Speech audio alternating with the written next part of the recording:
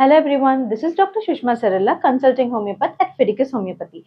Today we are going to discuss about a very important skin topic. It is nothing but psoriasis. So why are we discussing about psoriasis today is that, see, psoriasis is an autoimmune disease. So in conventional form of treatment, that is an allopathic form of treatment, we do not have any sort of particular cure for the psoriasis. But there is only management, and also because of the discomfort, itching, and the disruption in the work-life balance, and also the sleep disorder that this psoriasis causes. If we see about the prevalency of psoriasis in Western countries, it's more prevalent in the younger group, that is people who are from age of 8 to 15 years, and also it is again prevalent in the older group, that is people after 55 years. But if you take the Indian statistics or the Indian prevalency rate, it is much more common in age after 45 or after 40s, and also it's more common in males rather than in females. So let's get into the topic to know more about psoriasis. So let's see what is psoriasis.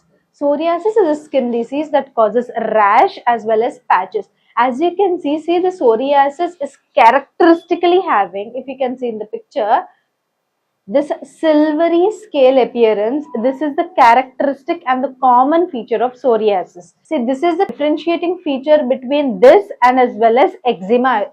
So even eczema will have rash, even eczema will have this red skin, but this silvery scale-like appearance is the common characteristics of psoriasis. It is an autoimmune disorder and it is most commonly found in knees, in elbows, in back of the legs, and also under the breast region. Now let's get into the symptoms and signs of psoriasis. As you can know that psoriasis represents itself with red, thick, silvery white scales and also cracked skin. As you can see in this picture, so there is silvery appearance, there is cracking of the skin, there is thickness associated with it, and also there is redness associated with it, and also it is very common, or the flare up of psoriasis is much common in winter seasons, but it is a little bit less common in the summer season. Some people will not be having psoriasis continuously throughout the year. Some people will have bouts of it, that is, it will appear in the winter season, it will appear in the rainy season, and it will decrease in the summer season, and again it will reappear in the next winter season. But for some rare cases, it will be there throughout the year. Okay, and also there is poor sleep quality associated with psoriasis because of the intense itching and the burning associated with it. Raised rashes and also small scaling spots and cyclical rashes, that is what I was telling you.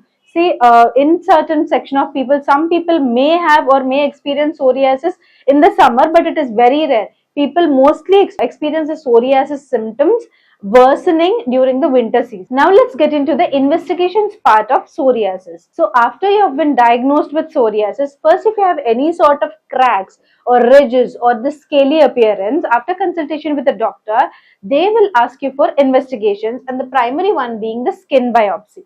As you can see in the picture, they will take a punch test, that is they will take a portion of your skin and examine it under the microscope to see what sort of psoriasis is there and how deep the infiltrations of the T cells are, and also how extensive the psoriasis is and what type of psoriasis.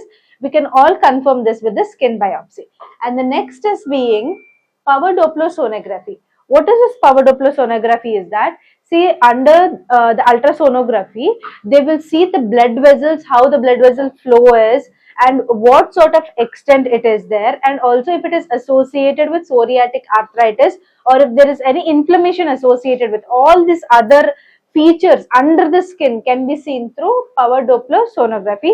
Usually this is not insisted unless and until you have psoriatic arthritis, which is the problem of your joint. So usually they will do a skin biopsy if needed only. If they feel that it is very extensive and it can lead into psoriatic arthritis, they will be doing a power Doppler sonography. Now coming into the single nucleotide polymorphism or SNP. Remember that psoriasis is an autoimmune disease. So there are certain gene alterations or mutations that can happen. To know these gene mutations, we can do SNP.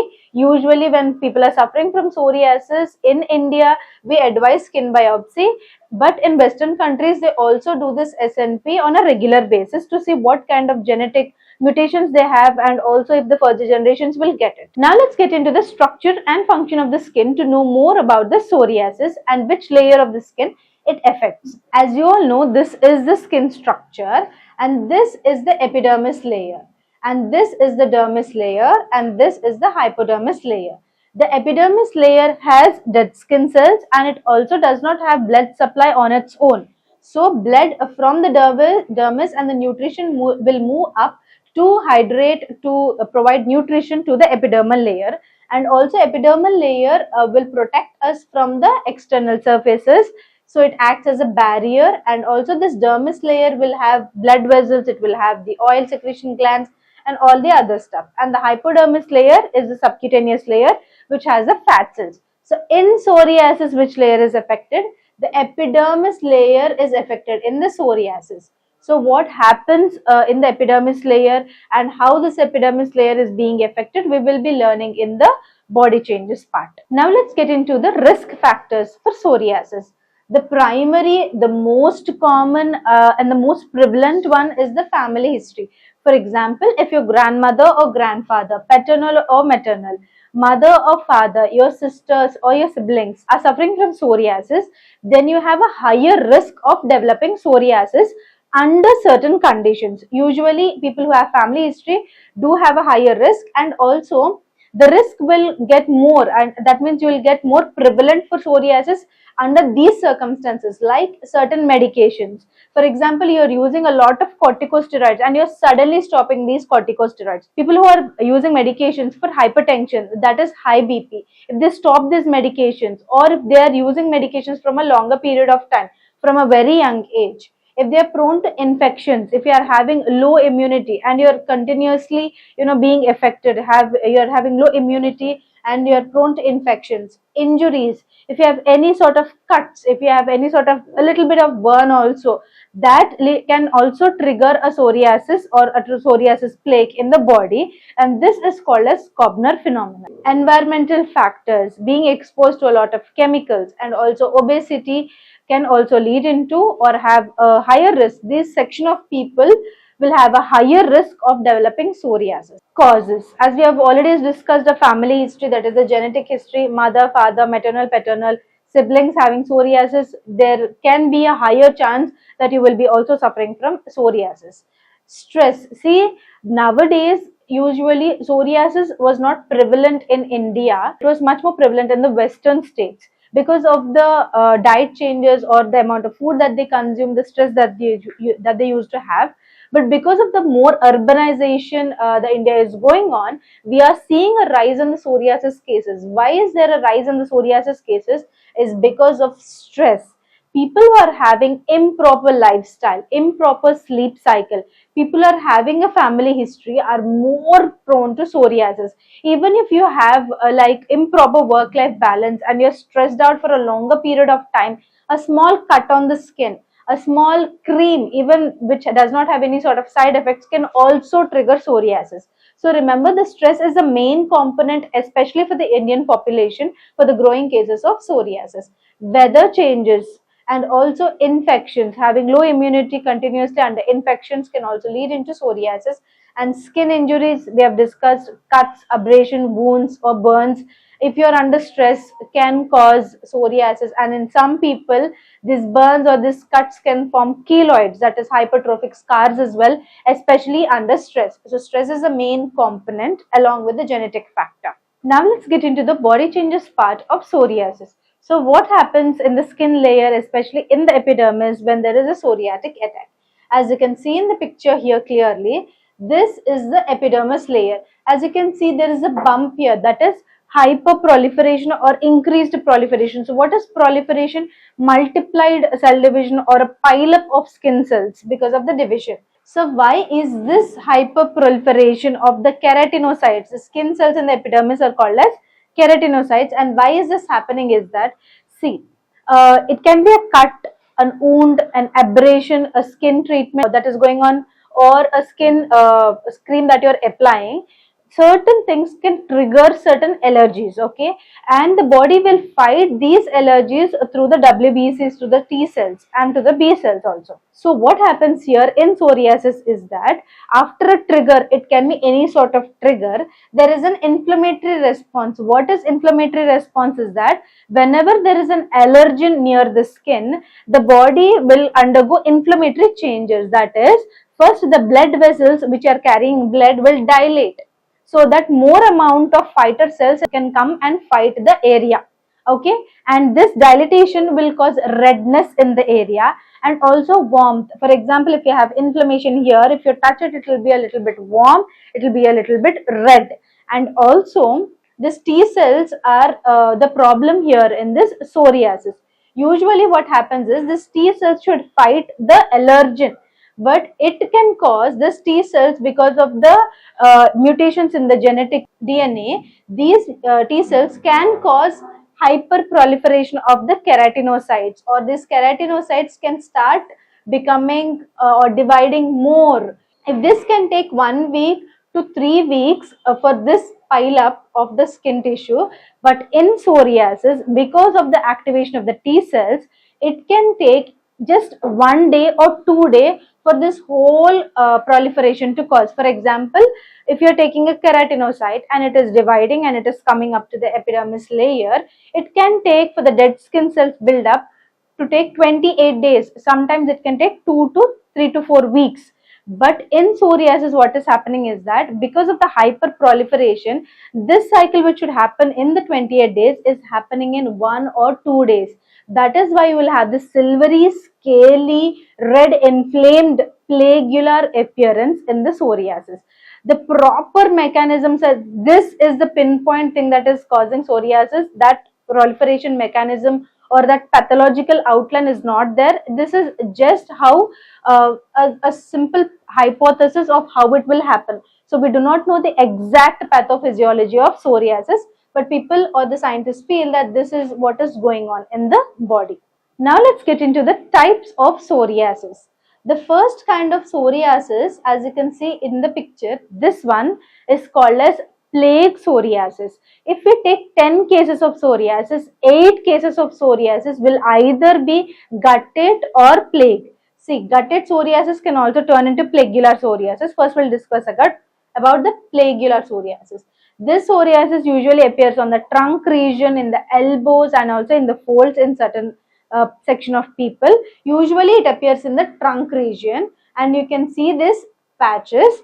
Usually, it occurs because of stress, and it is the most common form of psoriasis. Then, coming into the guttate form of psoriasis, as you can see, the plaguear one, the inflamed tissue or that plague is a little bit bigger one, and it is covering a larger portion of area, whereas the guttate psoriasis in certain sections, from the guttate it can turn into plaguear. If it is guttate, you can see that the area of the plagues are very small. This is guttate psoriasis. This can be triggered either through stress or suddenly stopping a corticosteroid treatment. And then coming into the palmoplantar psoriasis, this can either appear on the soles of the foot or on the palms. It is usually seen in children and also in adults, that is age after 50 years. So who is experiencing this palmoplantar psoriasis? For example, if you are pregnant and you have had stress in the pregnancy, the baby coming out of you can suffer from this palmoplantar psoriasis either on the palms or on the feet because of the stress. See, remember, whatever nutrition you are taking through pregnancy will be delivered to the baby, as well as the stress also. So whatever feelings, the depression, the anxiety, the panic attack, or even if you are happy, all that form of things will affect the baby which is in your belly. So if you are experiencing anxiety, if you are experiencing stress during your pregnancy, make sure you take it under control, because the baby can have a trigger of psoriasis because of the pregnancy anxiety. And also people who are of older age can also experience this palmoplantar psoriasis. Next, coming into the nail psoriasis. As you can see in the picture, it usually affects the nails as well as the nail bed also. And also, not only the nail bed, there is infection also. If you see, we touch a lot of things with our hands. When you're experiencing psoriasis near the nail area, it can cause psoriatic arthritis if it is not treated properly, and also it can become infectious if you are not washing or keeping your hands clean, because you're scratching it continuously. There is open wounds, and also the infection can get, or the bacteria and yeast can get very easily inside the palm area. So remember, if you're suffering from palmoplantar psoriasis or from nail bed psoriasis, this can be infectious, or this can go into the secondary stage of infection because of the exposure to the external environment. We use a lot of our hands and our feet for working and for doing different purposes. So make sure you clean and disinfect, and make sure you get treatment properly. Next, coming into the other types of psoriasis, as you can see here, this is the starting stages of psoriasis, the red scaly skin texture. And then if it is not taken proper care, this can lead into different kinds of psoriasis. Usually this can lead into plagular kind of psoriasis. As you can see in the picture here, this is inverse psoriasis, which is usually present in the folds of the breast. It can be present in the folds near the elbow region, near the folds of the knee, anywhere the skin is folding, then you will have this kind of psoriasis. Then this is called as inverse psoriasis, usually present near the folds. Coming to this part, which is called as pustular psoriasis.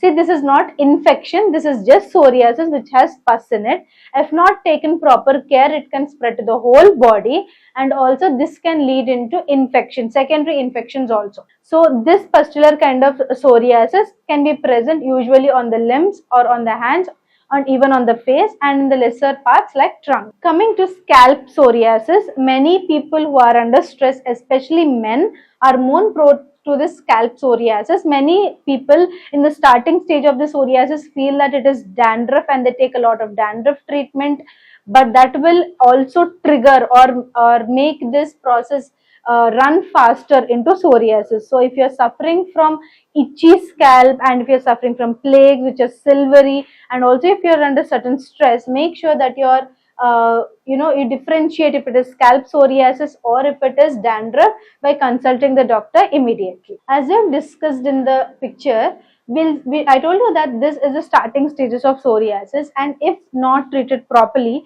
certain people, when they're having a bout or a plague of psoriasis, they're exposed to sun a lot.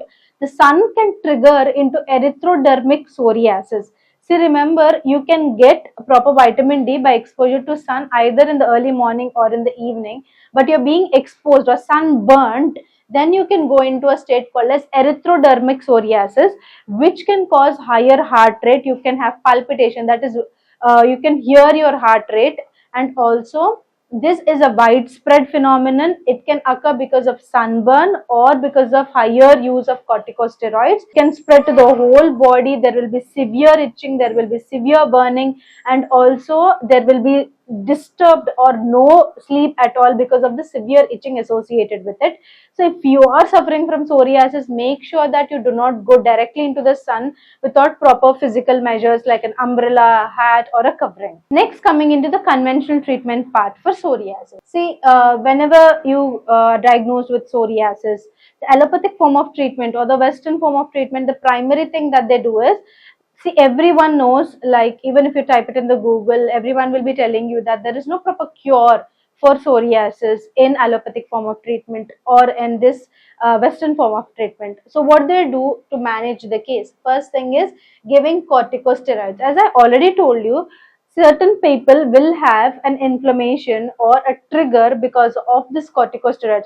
If you're using corticosteroids for certain things, like it can be pigmentation or any other thing, and then there is sudden stop of this corticosteroid, that can trigger psoriasis in certain cases. By giving topical treatments of steroids, it will subside or it will just stay like that without any proliferation for certain period. The moment you stop the corticosteroid, it will increase. That is, the psoriasis itching, burning, and also the severity and extent of it can also increase after corticosteroid stoppage. Vitamin D analogs, people who are suffering from low vitamin D can also have this psoriasis. So they will prescribe vitamin D. They can prescribe salicylic acid, which is a beta hydroxy acid, for exfoliation. Those rough patches and all, they get exfoliated with salicylic acid. Here there is nothing being done to the cause of the psoriasis. And then topical retinoids to thicken the skin, and also to enhance the exfoliation, that is remove the outer scaly layer. And then systemic medicines like methotrexate and all of these stuff. So what is happening in all of these medications or all of these topical treatments or all of these UV radiation therapies is that it will remove the symptom for a shorter period of time. For example, if you are having this psoriatic attack during the winters, or if you are having it during a certain period of time where it is very stressful, or during your pregnancy and all of that other stuff, there are certain medications which cannot be given during pregnancy, first thing. Second thing, all of these medications, including the topical steroids or any sort of medications, they will have their side effects, and also they are just helpful in managing the case of psoriasis but not curing the cause, and also it does not do a good job even in managing because of its side effects. So what should you choose if you are having psoriasis? Homeopathic treatment. You should be opting for homeopathic treatment for psoriasis. Now let's get into the homeopathic treatment part. So why should you be choosing homeopathic treatment for managing your psoriasis cases? The primary thing is that it does not have any sort of side effects, which is very important because you're already suffering from it. Second thing is that it is safe, timely, and holistic in nature. What do you mean by holistic and individual? For example, two people in your family are suffering from psoriasis. One will be suffering because of one sort of stress, and the other can be suffering from different sort of stress. But in allopathic form of treatment, they will be giving you same type of topical steroids for both the cases. But remember, you both are two different individuals, even if you are belonging to the same family. So your stress, it can be financial stress, it can be any sort of other stress. We will deal with it, or we will take your case and we will give a medicine which connects your mental state to your physical state, because the physical state is the representation of your mental state. So we will be giving holistic medicine which will target the cause or the stress, and also there is cure inside out. We will be able to manage the case, the number of recurrences. For example, you are having frequent recurrences of the psoriatic plague, that recurrences will decrease in homeopathy. And also there is individualistic treatment and overall improvement in health.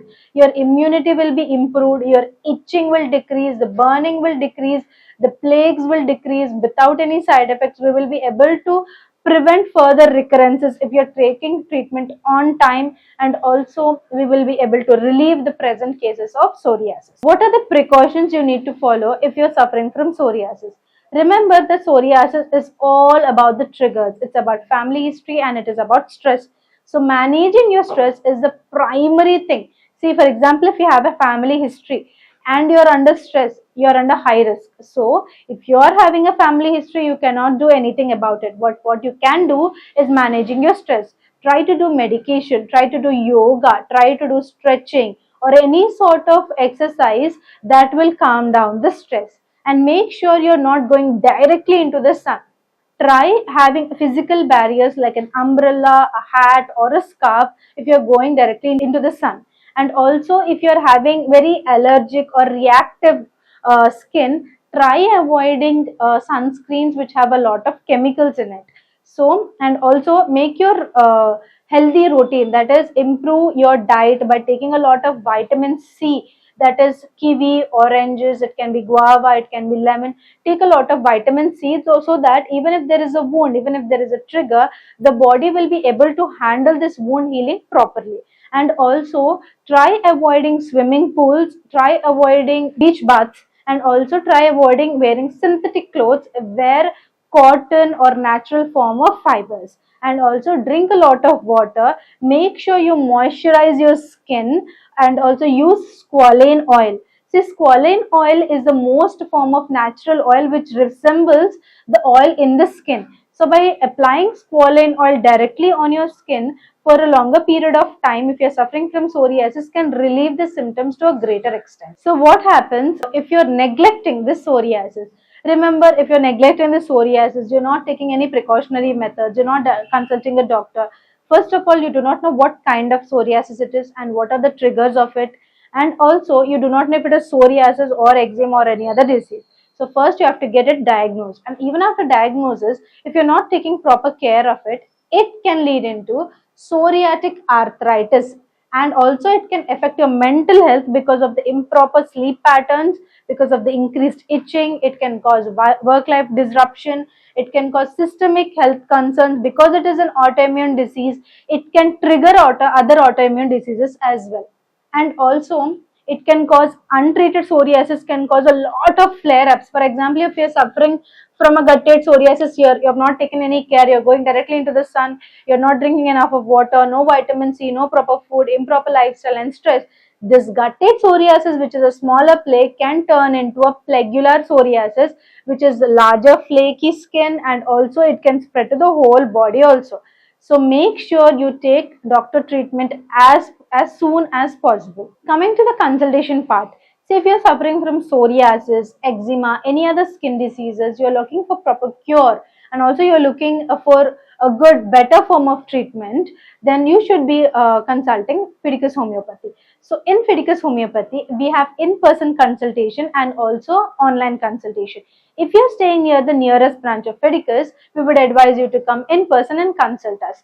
No, if you're staying away, far away, you can get an online consultation. We have two options here. One is audio consultation and the other one is video consultation. And after the consultation, if you have any sort of skin investigations, you can share it with us. And if you need any more, we will ask you to get a skin examination or an investigation done. After the doctor consultation, the medicine will be delivered to you directly to your doorstep. If you're staying in India, it can take 3 to 4 business days. If you're staying in USA, it can take 3 to 5 business days. And anywhere across the globe, it can take 4 to 8 business days for our medicines to reach your doorstep. If you would like to get in touch with us, you can call through this number or WhatsApp us or ping us or messages on this number.